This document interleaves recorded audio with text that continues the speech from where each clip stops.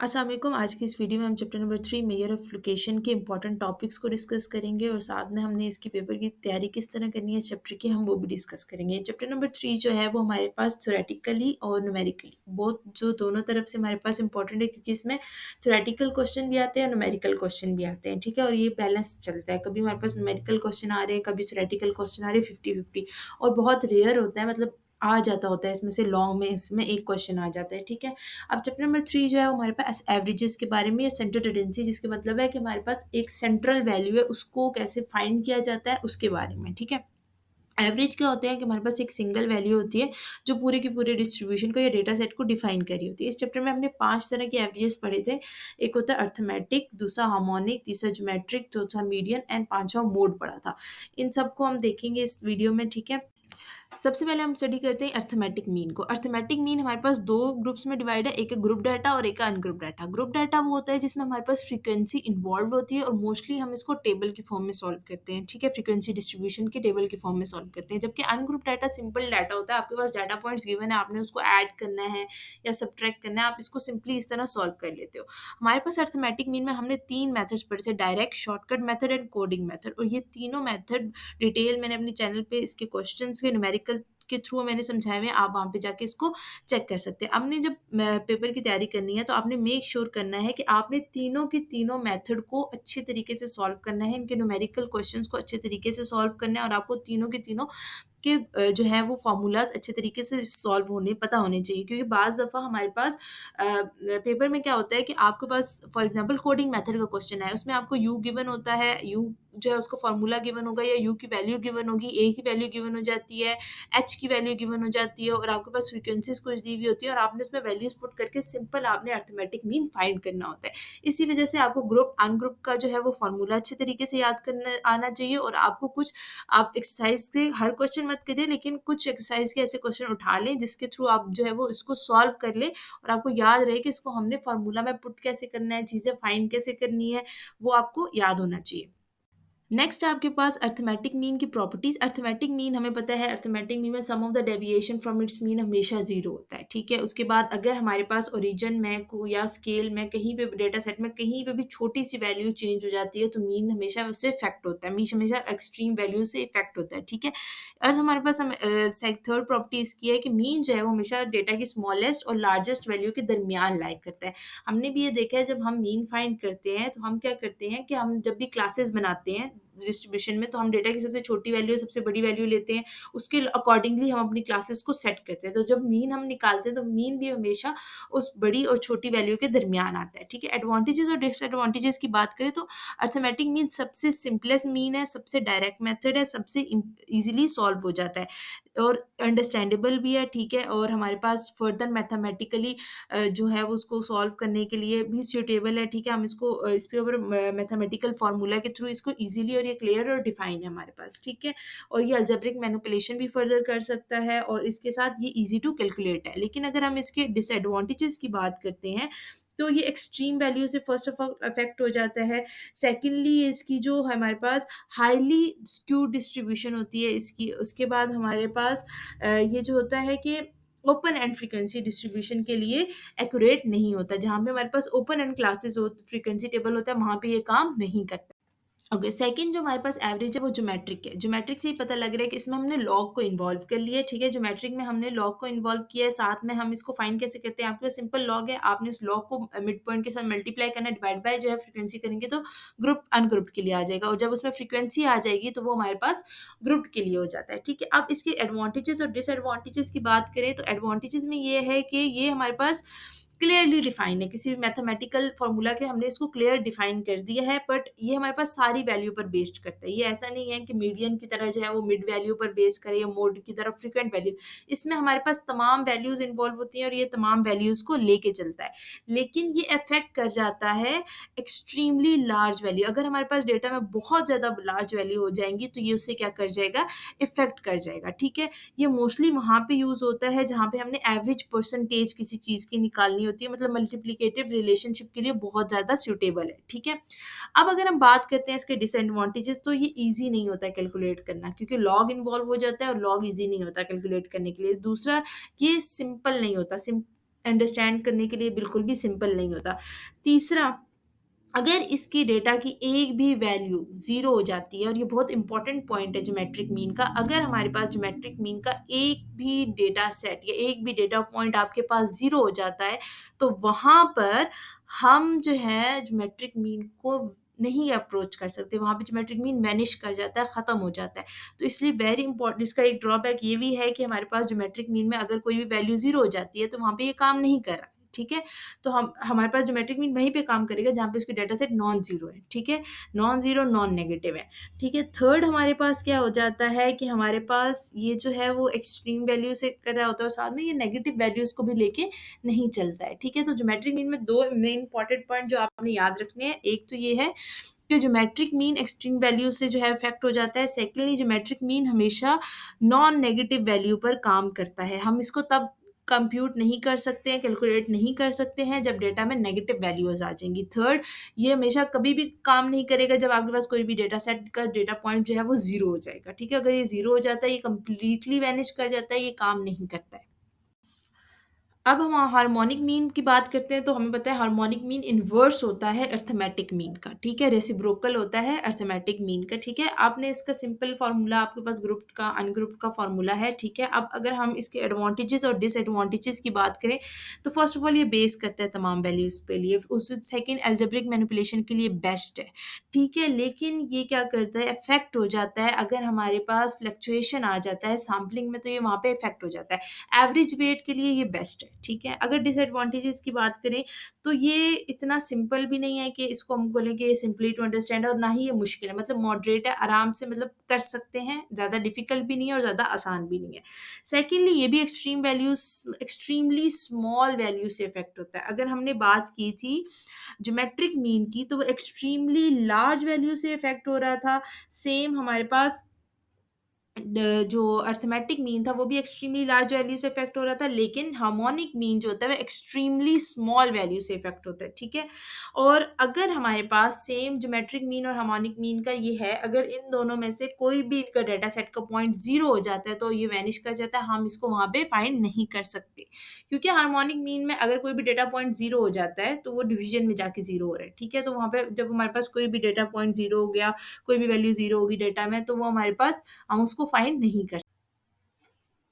अब हमारे पास आ जाता है मीडियन। मीडियन हमारे पास मिडल मोस्ट वैल्यू पर काम करता है, ठीक है? मतलब ये डेटा सेट को 2 हाफ्स में डिवाइड कर देता है, ठीक है? इसकी सिंपल हमारे पास अनग्रुप और ग्रुप डाटा के फार्मूलाज़ गिवन है। अनग्रुप में थोड़ा-सा हमारे पास ये होता है कि 2 होते हैं, अगर इवन सेट है तो हमारे पास n डिवाइड बाय 2 प्लस 1 वाला फार्मूला लगेगा, ऑब्जर्वेशन वाला देख के हम करेंगे, और ऑड है तो n plus 1 divide by 2 observation उसमें लगेगी। इसमें होता क्या है कि हमारे पास डेटा की जो मिडल मोस्ट वैल्यू है, हम उसको उठा लेते हैं और वो हमारा कंसीडर करते हैं कि वो हमारा मीडियन है। अब इसके एडवांटेजेस और डिसएडवांटेजेस की बात करें, तो ये एक्सट्रीम वैल्यू से इफ़ेक्ट नहीं होता है, ठीक है? अगर डेटा में बहुत ज़्यादा स्मॉल वैल्यूज़ आ गई हैं या बहुत ज़्यादा लार्ज वैल्यूज़ आ गई हैं, तो ये उससे इफ़ेक्ट नहीं होगा।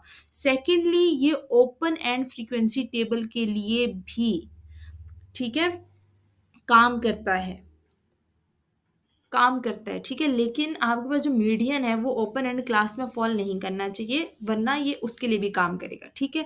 सेकेंडली, ऑर्डिनल डेटा के लिए बेस्ट होता है, जहाँ पे हमने उसको क्या करनी होती है, रैंकिंग करनी होती है, वहाँ के लिए ये बेस्ट है। ये ईज़ी टू कैलकुलेट होता है, सिंपल होता है, आसानी से हम इसको कैलकुलेट कर लेते हैं। इसके डिसएडवांटेजेस की बात करें, तो ये मीडियन वैल्यू पर लाई कर रहे हैं, मिडल मोस्ट वैल्यू पर लाई कर रहे हैं, तो जिसकी वजह से ये क्या हो जाता है कि इस तमाम डेटा सेट को या तमाम डेटा पॉइंट्स को ये अ, नहीं देख रहा होता, ये उनके ऊपर बेस नहीं कर रहा होता। सेकेंडली, ये हाईली स्क्यूड डिस्ट्रीब्यूशन होती है, ठीक है? थर्ड जो है, ये क्वांटिटेटिव मेजरमेंट्स को लेके नहीं चलता है। फोर्थ ये है कि ये हमारे पास, अगर कहीं पर भी डेटा में अगर हम चेंज कर रहे हैं कि ठीक है, तो ये उससे इफ़ेक्ट नहीं होता, ठीक है? लेस एफिशिएंट होता है मीन से सम सिचुएशन में, ठीक है? और फर्दर अलजेब्रिक कैलकुलेशन के लिए भी सूटेबल नहीं होता। जबकि arithmetic mean, geometric mean, harmonic mean को कर सकते हैं, लेकिन इसको हम नहीं कर सकते। मीडियन के साथ जो है वो हमारे पास क्वार्टाइल, डिसाइल और परसेंटाइल जो है, ये तीनों इंपॉर्टेंट कॉन्सेप्ट है। क्वार्टाइल की अगर हम बात करें, तो ये हमारे पास क्योंकि क्वांटाइल जो है वो क्वार्टर से निकले हैं, मतलब ये डेटा को 4 हिस्सों में डिवाइड कर देता है, ठीक है। डिसाइल जो है वो डेक से निकला है, मतलब डेटा को किसी भी 10 पार्ट्स में वो डिवाइड करेगा। और परसेंटाइल जो है वो परसेंटेज से निकले, परसेंटेज 100% होता है, इस वजह से वो डेटा को 100 पार्ट्स में जो है वो डिवाइड कर देता है। अब हमारे पास जिस तरह हम मीडियन फाइंड करते हैं, सेम इसी तरह हम क्वार्टाइल, डिसाइल और पेंटाइल्स फाइंड कर लेते हैं। अब जब हम क्वांटाइल्स की बात करते हैं तो इसमें हमारे पास लोअर अपर क्वार्टाइल बहुत इंपॉर्टेंट है, D3 D1 बहुत इंपॉर्टेंट है, और ये पेपर में अक्सर बाज़-औक़ात आ जाता है, और पेपर में बाज़-औक़ात क्वेश्चन ये भी आ जाता है कि क्वांटाइल्स होते क्या हैं और हम इसको कैसे कैलकुलेट करते हैं और इसका फॉर्मूला क्या है, ठीक है। तो आप जब क्वार्टाइल कर रहे हो या क्वार्टाइल के साथ आप कोई भी अदर मीडियन मोड वगैरह कर रहे हो, तो आपने मेक श्योर करना है आपको उसकी डेफिनेशन, उसके फॉर्मूलाज और व्हाई वी यूज़ इट, ये आपको आने चाहिए, ठीक है। और हमारे पास क्वांटाइल जो है और डिसाइल और पेंटाइल जो है वो यूजुअली शॉर्ट में ही आते हैं, ये लॉन्ग में हमारे पास नहीं आते। लास्ट एवरेज जो है वो हमारे पास मोड है। मोड जो है वो हमारे पास डेटा में मोस्ट फ्रीक्वेंट वैल्यू को लेके चलता है, ठीक है। अगर हमारे पास अनग्रुप डेटा है तो हम डेटा की जो मोस्ट फ्रीक्वेंट वैल्यू है उसको उठा लेंगे, अगर वो ग्रुप्ड है तो उसका प्रॉपर हमारे पास फॉर्मूला लगता है, उसमें हमारे पास एक मोड क्लास होती है, उसके अकॉर्डिंगली हम उसको फाइंड करते हैं। अगर हम इसके एडवांटेजेस और डिसएडवांटेजेस की बात करें तो मोड फ्रीक्वेंट होता है, बहुत ईजी होता है अंडरस्टैंड कर, क्योंकि हमने डेटा में से एक मोस्ट फ्रीक्वेंट वैल्यू उठानी हो जाती है, ठीक है। सेकेंडली कैटेगोरिकल डेटा के लिए बहुत ज़्यादा बेस्ट है, ठीक है। अगर आपके पास कैटेगोरिकल डेटा है it will be best, but ये भी जो है वो हमारे पास एक्सट्रीम वैल्यूज से जो है वो इफेक्ट नहीं होता, ठीक है, चाहे वो एक्सट्रीमली लार्ज वैल्यू है या एक्सट्रीमली स्मॉल वैल्यू है। और ये भी ओपन एंड फ्रीक्वेंसी टेबल अगर आपके पास है तो ये उसके लिए बेस्ट है। और आपके पास एक ही डेटा में से आपको ज़रूरी नहीं है कि एक ही मोड निकले, एक से ज़्यादा मोड भी निकल सकते हैं, ठीक है। या आपके पास बाई मॉडल भी हो सकता है और मल्टी मॉडल भी हो सकता है। अगर मैं हम डिसएडवांटेजेस की बात करें तो बाज़ दफ़ा डेटा में रिपीटेड वैल्यूज़ नहीं होती हैं, ठीक है। तो हमारे पास ये बाज़ दफ़ा एग्ज़िस्ट ही नहीं करता, ठीक है। और सेकंडली क्योंकि ये मोस्ट फ्रीक्वेंट वैल्यूज़ को लेके चल रहा होता है तो ये ऑल डेटा पॉइंट्स पर बेस्ड नहीं करता, और अगर फ्रीक्वेंसी बहुत ज़्यादा कम है तब भी हमारे पास डेटा को सही रिप्रेज़ेंट नहीं करेगा, और हमारे पास कॉन्टिन्यूअस डेटा के लिए बहुत मुश्किल हो जाता है। अगर आपके पास एक डेटा बहुत ज़्यादा लार्ज है, तो इसके लिए बहुत ज़्यादा मुश्किल हो जाएगा, और ये फर्दर अलजेब्रिक मैनिपुलेशन के लिए भी काम नहीं आता, ठीक है। अगर हमारे पास डेटा सेट हमें बताया, अगर डेटा पॉइंट्स बहुत ज़्यादा कम है तब भी ये क्या करेगा, काम नहीं करेगा, और ना ही ये वेल डिफाइन होता है, ठीक है। क्योंकि आपके पास ये समान डेटाज़ को लेके नहीं चल रहा है। जैसे अरिथमेटिक में हम क्या करते हैं कि हम सारी वैल्यूज़ का एक एवरेज निकाल लेते हैं, सारी वैल्यूज़ को कैलकुलेट करते हैं, सम करते हैं और डिवाइड करते हैं, एक एवरेज आ जाता है। हमने जब ज्योमेट्रिक की बात की, ज्योमेट्रिक हमारे पास मल्टीप्लिकेटिव रिलेशनशिप के लिए बहुत इंपॉर्टेंट है। जब हमने हार्मोनिक की बात की, हार्मोनिक इनवर्स होता है अरिथमेटिक का, ठीक है। उसके बाद जब हमने मीडियन की बात की, वो डेटा की मिडल मोस्ट वैल्यू को, जो डेटा का मिडल है उसको लेके चल रहा होता है। मोड जो होता है डेटा में फ्रीक्वेंट वैल्यू को लेके चल रहा होता है, वो वेल डिफाइंड नहीं होता, ना ही तो ये ईजी टू फाइंड होता है, ठीक है। लेकिन अगर हमारे पास बहुत कम वैल्यूज हो जाए, बहुत डेटा फ्रीक्वेंसी बहुत लो हो जाए, तब ये जो है वो रिप्रेजेंट नहीं कर पाता है डेटा को। और बाज़ दफ़ा अगर डेटा में कोई वैल्यू रिपीट ही नहीं हो रही है, तो ये हमारे पास वहाँ पे मोड एग्जिस्ट ही नहीं करेगा। अब हमारे पास ये मोस्ट इंपॉर्टेंट टॉपिक है चैप्टर नंबर 3 का, empirical relation between mean, median and mode, ये आपको आना चाहिए, ठीक है। अब हम एम्पेरिकल रिलेशन की बात करते हैं तो इसमें से मोस्टली जो है वो हमारे पास एक क्वेश्चन आ जाता है जिसमें आपको मीडियन या मोड में से, दोनों में से कोई चीज़ दी हुई होती है, आपने उसको फाइंड करना होता है। आपके पास जो हमारे पास मोडालिटी स्क्यूड डिस्ट्रीब्यूशन के 2 फार्मूलाज हैं आपके पास, इसके अकॉर्डिंगली आपने बाज़ दफ़ा आपके पास क्वेश्चन आ जाता है जिसमें आपके पास मीन दिया हुआ है, मीडियन दिया हुआ है, उन्होंने कह दिया इसको आप इसमें से मोड फाइंड कर लें, आप मीडियन फाइंड कर लें, तब आपके पास ये जो मॉडरेटली स्क्यू डिस्ट्रीब्यूशन के फार्मूलाज हैं ये तब काम आते हैं, ठीक है। तब आपने इसको यूज़ करना होता है। सेकेंडली अगर आपके पास फॉर एग्जांपल वो पूछ लेते हैं कि हमारे पास सिमेट्रिकल डिस्ट्रीब्यूशन क्या होती है, ये कहाँ लाया करती है, तो आपने इसमें सिंपल क्या करना है, जो आपके पास मिडल मोस्ट ग्राफ है आपने वो लेना है, वो बनाना है, बेल शेप ग्राफ बनाना है, उसके मिडल में बता देना है जब मीडियन मोड और मीन तीनों बराबर हो जाते हैं वो सिमेट्रिकल डिस्ट्रीब्यूशन हो जाती है।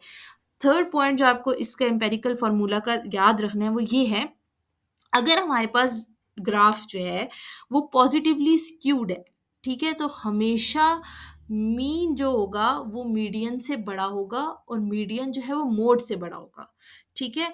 और अगर वो नेगेटिवली स्क्यूड है तो हम इसको रिवर्स कर देते हैं। मीन सबसे छोटा होगा, मीडियन दरमियान में, हमेशा मीडियन दरमियान में ही होता है, और मोड सबसे बड़ा होगा। लेकिन अगर हमारे पास सिमेट्रिकल डिस्ट्रीब्यूशन है तो ये तीनों क्या हो जाते हैं, सेम हो जाते हैं।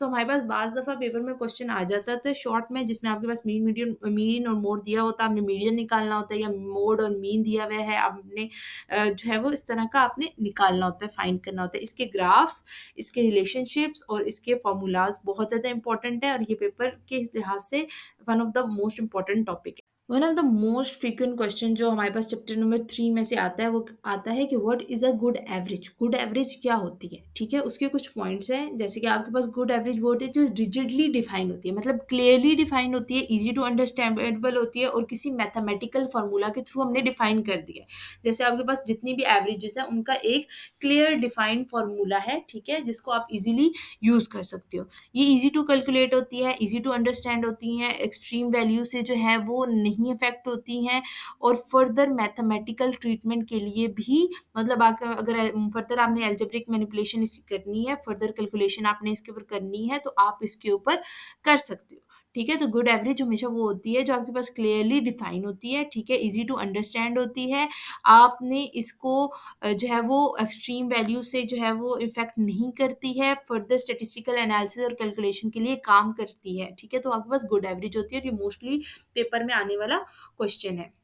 अगर हम चैप्टर नंबर 3 की, अगर मैं कंक्लूजन की बात करूँ, तो जब आप चैप्टर नंबर 3 को जो है प्रिपेयर कर रहे हैं, तो आपने मेक श्योर करना है कि जितनी भी आपके पास 5 टू 6 एवरेजेस हैं, आपने उसको अच्छी तरह उसके ग्रुप अनग्रुप फार्मूलाज़ करने हैं, एम्पिरिकल फार्मूलाज़ लाज़मी करने हैं। आप बेशक एक्सरसाइज़ का हर क्वेश्चन मत करो, लेकिन जो क्वेश्चन सिमिलर है, आप उनमें से 1-2 उठा लो, और जो क्वेश्चन आपस में डिफरेंट है, ठीक है? बार-बार रिपीटेड नहीं हो रहे हैं, सिमिलर नहीं है, आप उनको प्रॉपर सॉल्व करो। चैप्टर नंबर 3 जो है, उसमें से ज़्यादातर क्वेश्चन आपके पास यही आता है कि मीन, मीडियन, मोड जो है, अगर लॉन्ग में आ रहा है तो यही आएगा कि आपने ग्रुप डेटा, आपके पास एक टेबल गिवन है, फ्रीक्वेंसी डिस्ट्रीब्यूशन का टेबल गिवन है, आपने उसमें मीन, मीडियन, मोड निकाल लेना है। या तो आपके पास अगर शॉर्ट में आ रहा है तो आपको डेविएशन मेथड से या कोडिंग मेथड से कोई क्वेश्चन दे देंगे, या एम्पिरिकल फार्मूला का कोई क्वेश्चन दे देंगे, या आपसे अगर थ्योरेटिकल क्वेश्चन आ रहा है तो फर्स्ट आपके पास मोस्टली ये क्वेश्चन आता है कि गुड एवरेज क्या होती है, ये आ जाता है।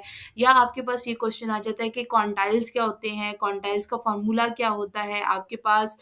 अगर मैं फर्दर और क्वेश्चंस की बात करूँ, तो मोस्टली आपके पास इसी तरह के क्वेश्चन आते हैं। ज्योमेट्रिक मीन क्या हो जाता है, आपके पास बाज़ दफ़ा क्वेश्चन आ जाता है कि आपने ना sum of the deviation from its mean is equals to 0, जो अरिथमेटिक मीन की एक प्रॉपर्टी है, आपने उसको डिफाइन करना होता है कि वो कैसे है। उसके बाद आपके पास डिफरेंट इसी तरह के क्वेश्चंस आते हैं। ज़्यादातर आपके पास मीन, मीडियन, मोड ही फाइंड करना होता है, या फिर आपके पास जो गुड एवरेज की क्वालिटीज़ बतानी होती हैं, या फिर आपके पास कोई ऐसा मेथड दे देंगे जिस मेथड के थ्रू आपने जो है वो एवरेज को फाइंड करना होता है। या फिर आपके पास एक टेबल दे देंगे जिस टेबल में कुछ डेटा पॉइंट्स मिसिंग होंगे, ठीक है? आपने क्या करना है, उसमें उस डेटा पॉइंट्स को फाइंड करना है। फॉर एग्ज़ाम्पल आपके पास एक टेबल है, और टेबल में आपके पास कम्यूटेटिव फ्रीक्वेंसी गिवन है, लेकिन बीच में से कुछ गायब है, और आपके पास फ्रीक्वेंसी पूरी गिवन है, ठीक है? तो आपने सिंपली क्या करना है कि जब हमें पता है कम्यूटेटिव फ्रीक्वेंसी हम कैसे फाइंड करते हैं, हम सिंपल फर्स्ट वैल्यू को एज़ इट इज़, और नेक्स्ट वैल्यू में उसको ऐड, फ्रीक्वेंसी की नेक्स्ट वैल्यू में उसको ऐड करते जाते हैं, तो आपके पास कम्यूटेटिव फ्रीक्वेंसी आ जाती है।